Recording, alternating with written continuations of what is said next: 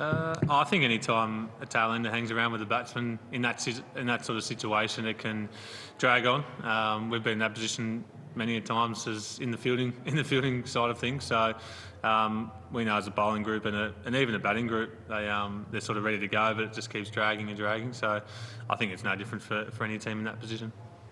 Does it feel great to look back to that? Yeah, it does. It's something different for me, I guess. A little bit surprising, but we had a nice plan out there, Greenie and I, and just chatted our way through it the whole time. And obviously Greenie did the bulk of the work, and yeah, it was good to be at the other end and watch that sort of innings. Yeah, I was going to say the skill of it. I mean, what do you think an off like 170 could do for his career at this time? Yeah, I think in particular on that wicket, it's quite tough. I think he just went through those gears nicely. I think when Marshy came in, he sort of not freed him up, but sort of had an impact on Greenie's batting as well. And they sort of went together as a pair and sort of kick-start his innings. And then for his career, it can be huge, I think. He's second 100 for Australia, and as I said, against an attack on that sort of wicket, outstanding. Josh, were you sort of aware of, I guess, the dimensions of the punch runner? You had one in 97 with Adam Bowden a few years ago in the West Indies. But yeah, both, I guess, the fact that it was getting into statistically rare, but also obviously having a big impact on the game. Yeah, we sort of weren't. We're just thinking basically about the game, really, where we're at, and working out the 4 or 5 balls and over that Greenie was taking, and then he could target down breeze and a certain bowler. So all those little things you just talk through, and then all of a sudden we're 50 partnership and then 100, and geez, we're up near 400. So it's things just tick along out there when you're batting, and Greenie's nice to have a hit with. How hard have you been working on your batting? It's obviously difficult with your workloads and the multi-format stuff. How much of a challenge has it been for the bowlers to get the volume in, get the work in that you need to produce innings like that? Not much, to be honest. I think sometimes you can work too much on it and try and be a batsman and look like a batsman, and I just don't think that's when the tail's at its most potent. I think even the way Matt Henry batted today, I think everyone's got to have their scoring options and obviously keep the good ball out when it's at the stumps and have an option for the short ball. But it's as simple as that, I think. We've seen some of Starkey's knocks, get us out of trouble and have a partnership with the batter. So I think it's just having a couple of options to score, a good defence, and try not to look too pretty, I think. Do you start to feel comfortable enough at one stage where you could have just taken as many runs as you wanted to, or is it just you wanted to keep going with the 4 or 2 or 5? Yeah, I think in being on the other side of it before a number of times as a bowler, I think the less you get a crack at number 11, the better. And you almost, if it's one ball, I know it's pretty much at the stumps every time, or if it's 2 balls, it might be 1 short, 1 full. But I think then if you take every run, I think it can expose the number 11 for sure. So I always think, what do I least want to happen as a bowler in that situation? That's what we do as a batting group. How's the pitch playing at the moment? There's still plenty on offer, as we saw our little stint there facing the Kiwis. So there's still plenty there. The bounce is quite steep most of the time. There's a few little divots here and there that you sort of get the old one to nip off, but there's enough there. And we saw with Gazza, probably in particular, the spin and bounce. I think the bounce in particular brought a few unstuck. So that's going to be something that hopefully keeps developing as the game goes on.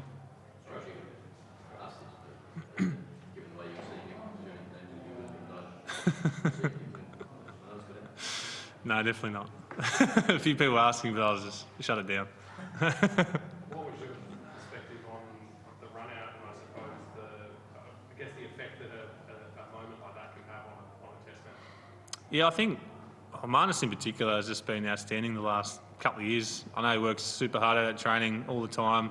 I think he would have been out even if they didn't collide, to be honest. But his direct hitting, like he hit another one after, maybe a few overs later, but his direct hits have been outstanding. And run-outs play a huge part, in particular in Test cricket. So he's been really good for us wherever he's fielded.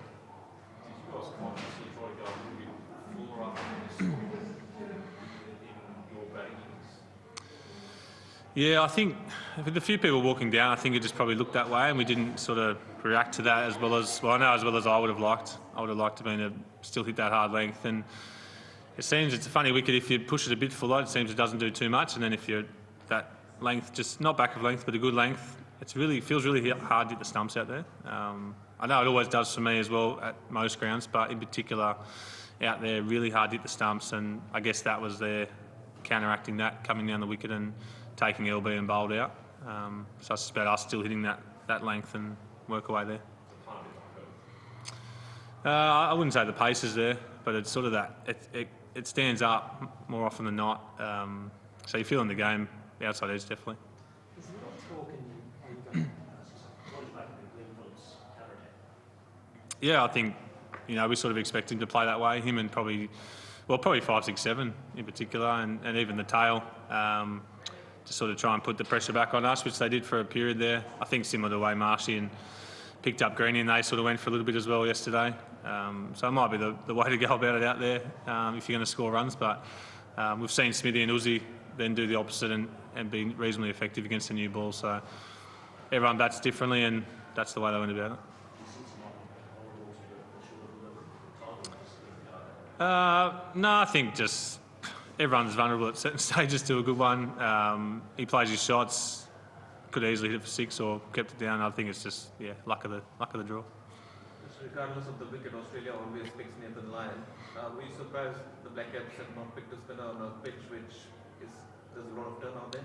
Yeah, I'm not too sure. I don't really read into it too much. I think Gaz knows he's playing every game if he's fit, and seems to find spin on most surfaces. So I think it's hard to sort of put him against a Kiwi spinner who doesn't necessarily have the quality of Nathan Lyon or the conditions a lot of the time. But yeah, they probably may be thinking about that now. Josh, just one more on partnership. Were you, or as a kid, did you watch that McGrath and one where they were on 15 metre by Yeah, I do remember that a little bit. What was that, in Australia or here? Yeah, is that the Gabba? At the Gabba, yeah. I just remember Dizzy riding his bat like a horse there towards the end. So, I remember watching it. I remember that sort of motion vividly. But, to knock that off is pretty special, even though it was mostly greeny, but it chipped in here and there. Is there any talk in the Australian dressing room of the mental hold you have over New Zealand? Like, it's been years since they even had a good day against Australia. Nah, I haven't heard anything. Similar to, our hold at the Gabba, which got broken a few years back. Our hold over the West Indies got broken again a few weeks back. So I think none of that talk really creeps into our change room at all. We know the Kiwis are a gun side. They're on the top of the World Test Championship for a reason. And in particular at home, they're a very tough opponent. So, there's none of that sort of chat in our change room at all. Touched on Marcus's player, how's he holding up? Is he not got his way back? As well. Yeah, he seems okay. Those sort of strangles down leg side seem to happen at when a player is down. If it's probably Marshy or someone else, it's sort of down there for 4 and away you go. But that's the game of cricket, and no, I think he'll bounce back for sure.